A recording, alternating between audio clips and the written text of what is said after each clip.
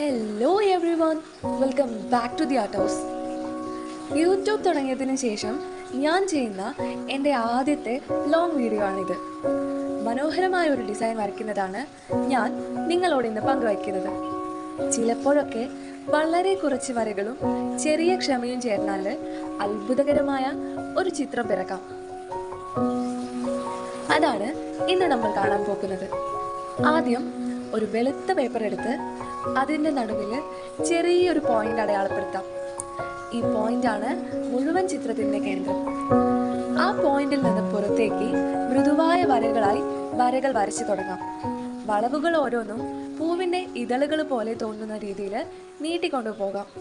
നിങ്ങൾക്കിഷ്ടമുള്ള പൂവുകൾ വരയ്ക്കാം. ഞാനിവിടെ ഇങ്ങനെയാണ് വരച്ചത്. വേഗത്തിൽ വരയ്ക്കാതെ ഓരോ വരയും സമതുലിതമായി വരയ്ക്കാൻ ശ്രമിക്കുക.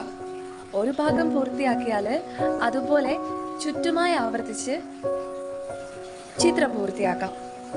ഇപ്പൊ നോക്കുമ്പോൾ ഒരു പൂവ് വിരിഞ്ഞതുപോലുള്ള ആകൃതി കാണാം.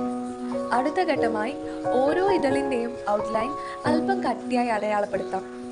ഇത് ചിത്രത്തിന് കൂടുതൽ വ്യക്തത നൽകും. ഇതളുകളുടെ അകത്തെ ഭാഗങ്ങളിൽ കറുപ്പായി നിറയ്ക്കാം. എല്ലാം നിറയ്ക്കേണ്ടതില്ല. ഇടയ്ക്കിടെ വെളുത്ത ഇടങ്ങൾ വിട്ടാൽ അതിനൊരു താളവും ഭംഗിയും ലഭിക്കും.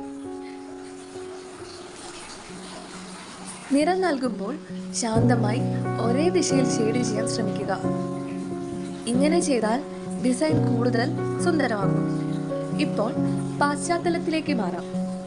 പേജിന്റെ മുകളിൽ നിന്ന് താഴേക്ക് നീളുന്ന നേരായ വരകൾ വരയ്ക്കാം.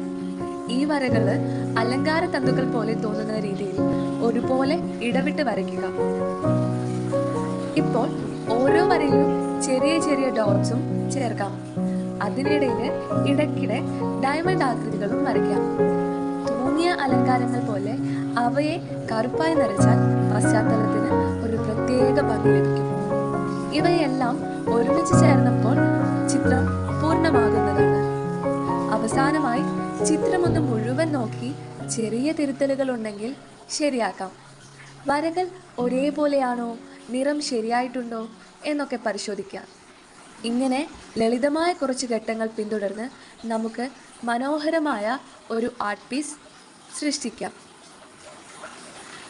ചിത്രം മുഴുവൻ ഒരിക്കൽ നോക്കിയ ചെറിയ തിരുത്തലുകൾ കഴിഞ്ഞ ശേഷം ലളിതമായ കുറച്ച് വരകളും ക്ഷമയും ചേർന്നപ്പോൾ മനോഹരമായ ഒരു ആർട്ട് സൃഷ്ടിക്കാനാകുമെന്ന് ഇത് നമ്മെ ഓർമ്മിപ്പിച്ചു.